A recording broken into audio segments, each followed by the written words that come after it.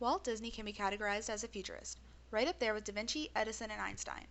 Though Walt Disney is not commonly known for more than his animation, his intelligence far exceeds cartoons. Walt Disney used technology not only to further the fields of animation and film, but also urban planning, transportation, and robotics. Walter Elias Walt Disney was born December 5, 1901, in Hermosa, Illinois. It was he and his brother Roy who co-founded Walt Disney Studios. Through the help of his brother and the efforts of the Walt Disney Studios, Walt Disney won 22 Academy Awards and founded the Disneyland and Walt Disney World theme parks. When it comes to seeing Walt Disney as a futurist, it's not difficult to do. Though most people know this influential man as the creator of Mickey Mouse and other classic animations, Walt Disney was a visionary. He had many ideas that involved technology being used to better society and bring people closer together. This ranged from entertainment all the way through urban planning in order to improve people's lives. Not only was Walt Disney a futurist when it came to technology, but also with society. In the 1940s, women were not usually hired for more than ink and paint and animation. Walt Disney Studios hired women such as Retta Scott, animator, for positions of authority. Disney Studios also hired Jewish employees such as Marty Sklar, Imagineer, at the height of the Second World War, when the Jewish community was under scrutiny. Walt Disney knew that the future of film was going to be sound. This led to the task of matching sound with animation. Walt Disney said that silly symphonies were started as an experiment. We used them to test and perfect the color and animation techniques we employed later in full-length features like Cinderella, Snow White, and Fantasia. Once Walt Disney achieved sound and animation, Disney was approached by Technicolor to use 3 strip colors for cartoons. This allowed for cartoons to have a full spectrum of color. Walt Disney signed with Technicolor for 4 years, which put Walt Disney Studios 4 years ahead of the competitors in the film and animation industry. When Walt Disney began work on Snow White, the studio designed a new camera, a multi-plane camera. This camera was used to maintain proper proportions in the scenes.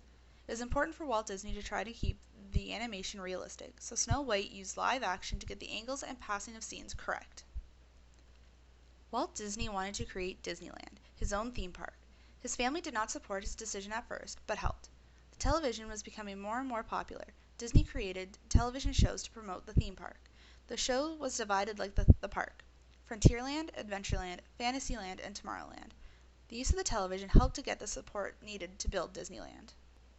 Walt Disney's views on Disneyland were a step into a world full of wondrous ideas signifying man's achievements, a step into the future with predictions of constructing things to come.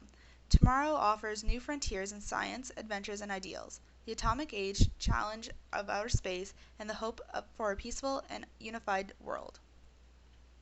In 1955, after 10 years of planning, 11 months of construction, and 9 months of televised progress reports, Disneyland was ready to open in Anaheim. After a shaky start at the beginning, Disneyland started to become the best-known place on Earth, reinforcing Walt Disney's role as the most influential American of the 20th century, as stated by critics.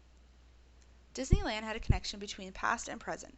Frontierland represented the Western movies that were very popular. Tomorrowland was the future Walt Disney saw for the world. These 2 conflicting time periods have continued in Disney Studios until 1995 with Toy Story, where Woody the Cowboy, feeling threatened by Buzz Lightyear's Space Cadet, worked together. Walt Disney diverted his attention to animatronics. Disney created the audio animatronics. Parrots for Disneyland's Tiki Room were created to move and speak, and Walt Disney referred to them as creatures of the space age. For the 1964 World Fair, Walt Disney had a fully moving Abraham Lincoln. Another interest of Walt Disney's was the technology of the monorail. He wanted the monorail to be improved so it can go up inclines and make sharper turns. Disneyland already had people movers to move people shorter distances. Walt Disney wanted the monorail to be created in time for Richard Nixon to be present at the grand opening. The project which brought Walt Disney into the role of the futurist was his desire to create Epcot. Epcot stood for Experimental Prototype Community of Tomorrow. Disney wanted Epcot to be the city of the future. It was to house 20,000 people who would work in and around Walt Disney's original conception for Disney World. The original plan for Epcot was to be a city rather than in the theme park that it turned out.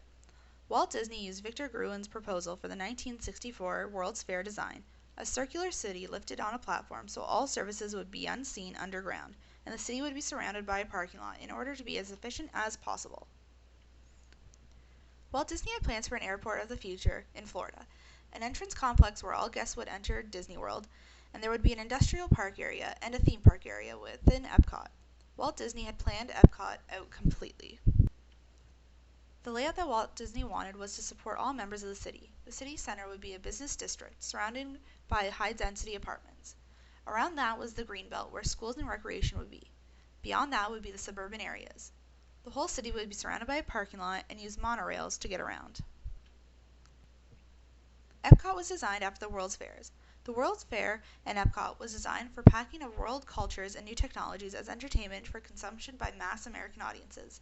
This use of world cultures is accurate to the Epcot park that is in Orlando today. Walt Disney intended Epcot to be a model of urban perfectibility, a beacon to the future. Epcot gradually transformed into the amusement park based on the idea of a permanent World's Fair. This is not what Walt Disney's original plan was, but in his death in 1966, the city of Epcot dissolved.